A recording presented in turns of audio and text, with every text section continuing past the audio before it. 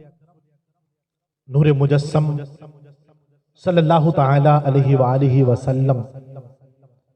کا شعبان المعظم کے بارے میں فرمان مکرم ہے، فرمائے شعبان شہری و رمضان شہر اللہ، یعنی شعبان میرا مہینہ ہے اور رمضان اللہ تعالیٰ کا مہینہ ہے۔ شعبان المعظم کی عظمتوں پر قربان، اس کی فضیلت کے لیے اتنا ہی کافی ہے کہ ہمارے میٹھے میٹھے آقا مکی مدنی مصطفیٰ صلی اللہ تعالی علیہ وآلہ وسلم نے اسے میرا مہینہ فرمایا ہے۔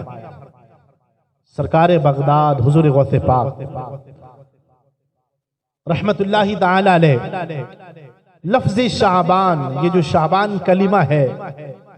جو نام ہے، اسم ہے، اس کے اندر جو 5 حروف ہیں، شین، عین، با، الف، نون، اس کے متعلق نقل فرماتے ہیں کہ شین سے مراد شرف یعنی بزرگی ہے، عین سے مراد علو یعنی بلندی ہے، با سے مراد بر یعنی احسان و بھلائی ہے، الف سے مراد الفت ہے، نون سے مراد نور ہے۔ فرمایا کہ جو بندہ اس ماہ مقدس کی تعظیم کرتے ہوئے اس ماہ مقدس کو